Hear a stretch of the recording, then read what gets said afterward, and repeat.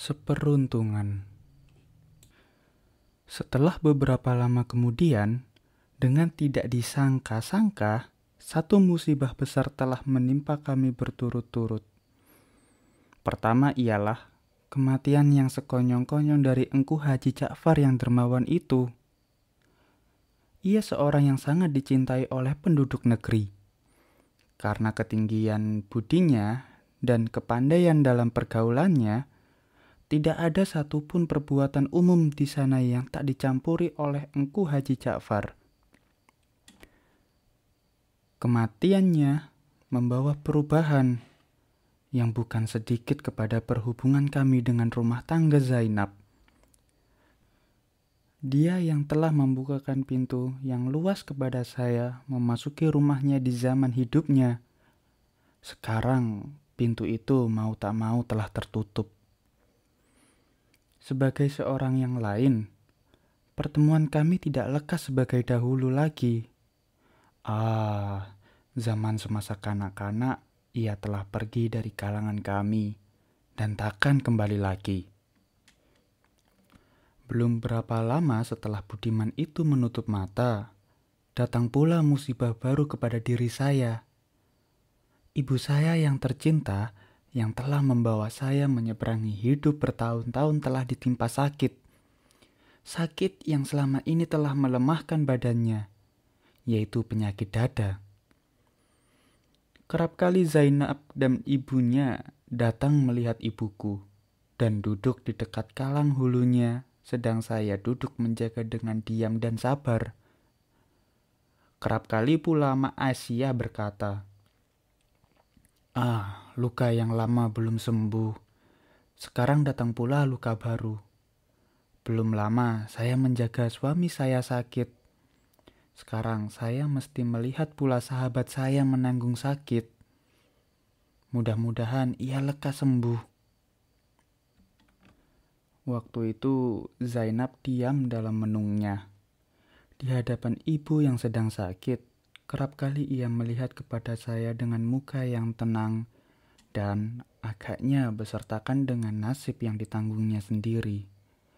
Tetapi sepatah kata pun tak keluar dari mulutnya, dan saya pun melihat pula, sehingga kedua mata yang hitam seakan-akan terbayang berulang-ulang beberapa perkataan yang penting, meskipun lidah tiada sanggup menunjukkan artinya. Mak Aisyah pergi bersama Zainab.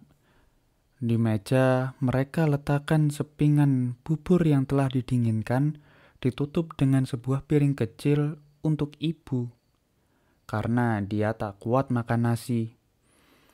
Ketika dia akan pergi, dia berkata, "Jagalah dia baik-baik.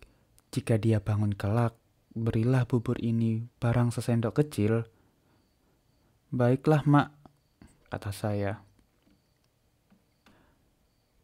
Pintu mereka tutupkan baik-baik dan mereka pun pergilah. Setelah beberapa saat kemudian, ibuku mengembangkan matanya. Di dalamnya hanya kelihatan tinggal cahaya dari kekerasan hati. Padahal kekuatannya telah habis. Dicarinya saya dengan matanya yang telah kabur. Tangannya yang telah tinggal jangat pemalut tulang itu mencapai-capai kiri ke kanan mencari tangan saya. Dengan segera saya berikan tangan kanan saya, dipegangnya erat-erat dan dibawanya ke mulutnya serta diciumnya. Lama sekali.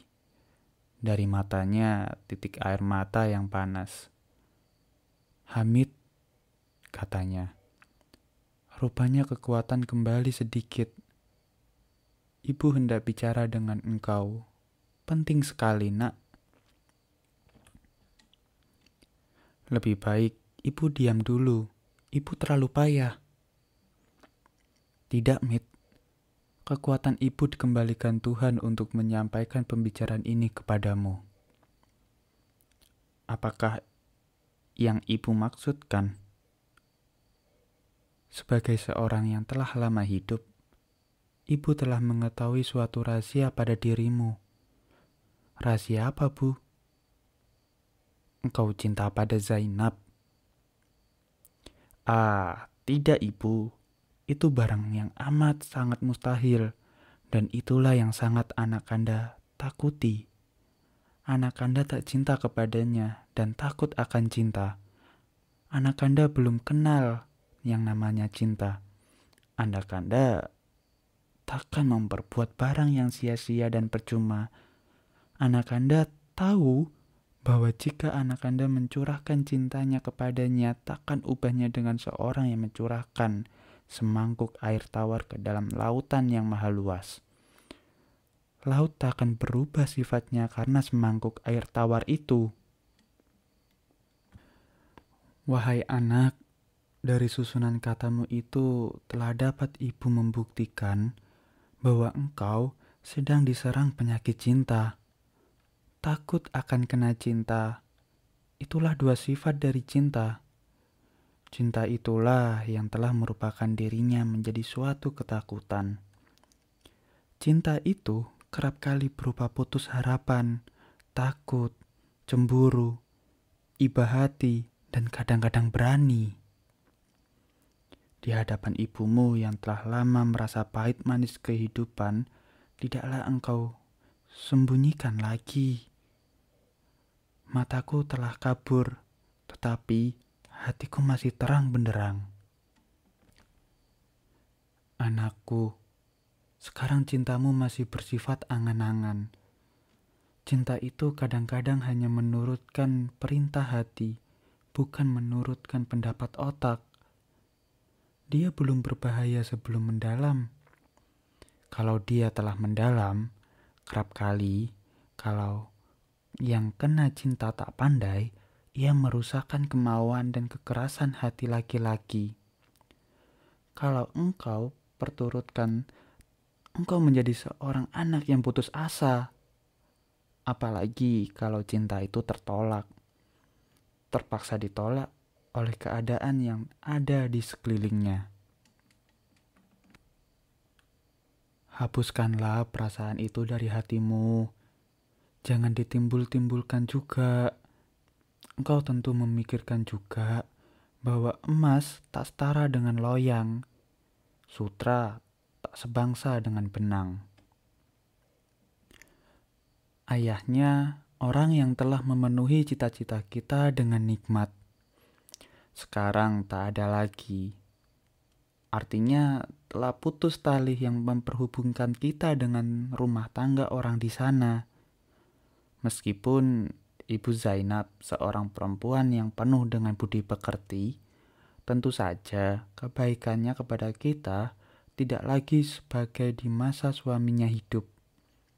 Apalagi kaum kerabat mereka yang bertali darah, sudah banyak yang akan turut mengatur keadaan pergaulan rumah itu, yaitu orang-orang yang baru tiada mengenal kita.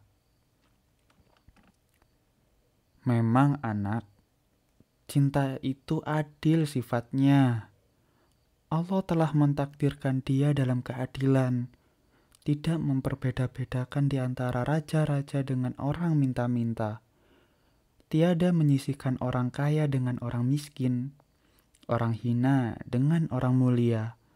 Bahkan kadang-kadang tiada juga berbeda baginya antara bangsa dengan bangsa. Tetapi aturan pergaulan hidup tidak membiarkannya yang demikian itu berlaku.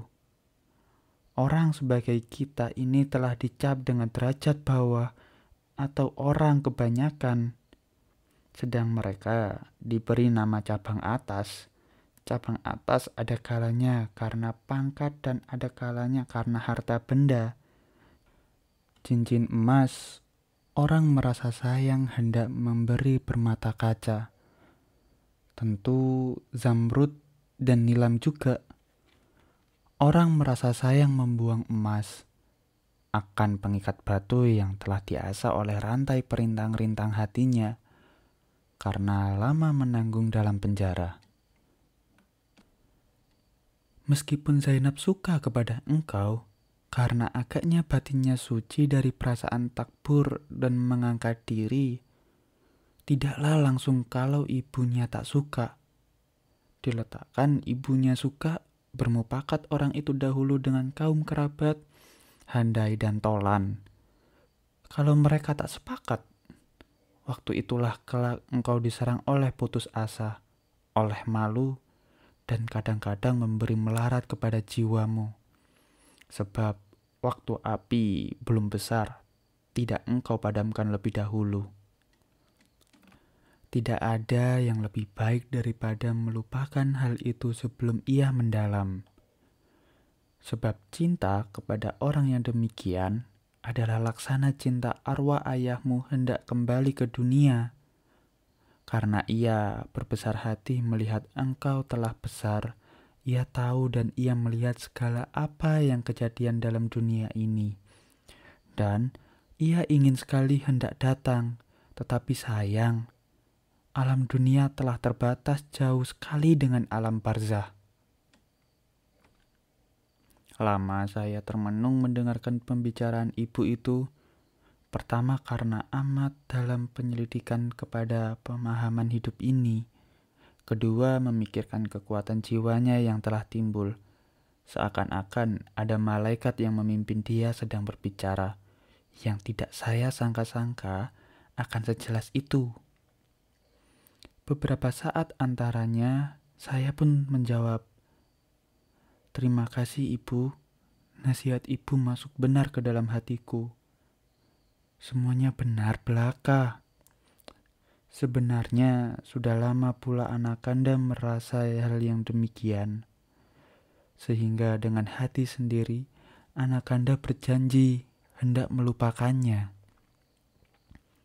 Yang amat ajaib ialah peperangan di antara otak dan hati.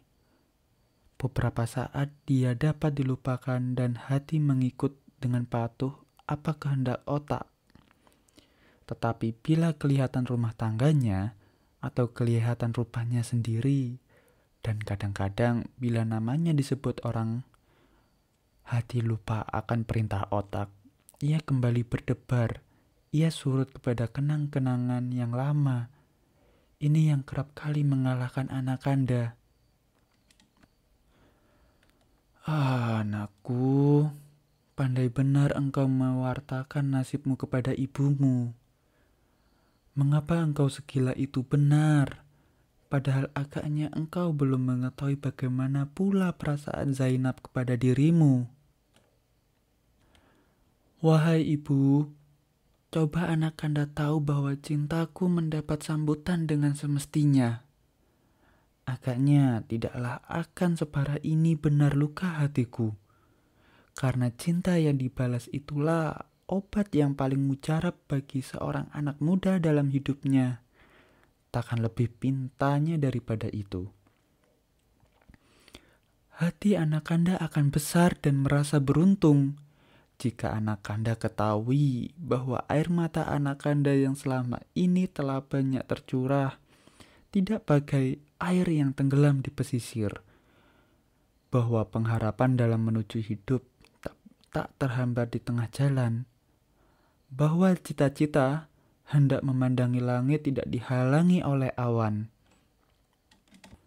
Cinta Anakanda kepadanya bukan mencintai tubuhnya dan bentuk badannya, tetapi jiwa Anakanda lah yang mencintai jiwanya. Kecintaan Anakanda bukan pula karena kepandaian menyusun surat-surat kiriman. Kebebasan pergaulan bisa ditutupi dengan perangai yang dibuat-buat, dan kepintarannya mengarang surat dapat pula menyembunyikan kepalsuan hati. Anakanda mencintai Zainab karena budinya. Di dalam matanya ada terkandung suatu lukisan hati yang suci dan bersih. Anakku, sudah tinggi pikiranmu rupanya. Sudah dapat engkau menerangkan perasaan hati dengan perkataan yang cukup. Sudah menurun kepada dirimu kelebihan ayahmu. Ibu tak dapat menyambung perkataan lagi. Perkataanmu hanya ibu sambut dengan air mata. Hanya kepada Tuhan ibu berharap. Mudah-mudahan Dia memberikan anugerah dan perlindungan akan dirimu. Dia yang telah menanamkan perasaan itu kepada hatimu. Dia pula yang berkuasa mencabutnya. Mudah-mudahan itu hanya suatu khayal, suatu angan-angan yang kerap kali mempengaruhi hati anak-anak muda yang dapat hilang karena pergantian siang dan pertukaran malam. Mudah-mudahan, jawab saya. Demikianlah nasihatnya kepada saya. Setelah itu kekuatannya tak ada lagi. Dari saat ke saat, hanya yang kelihatan kepayahannya menyelesaikan nafas yang turun naik.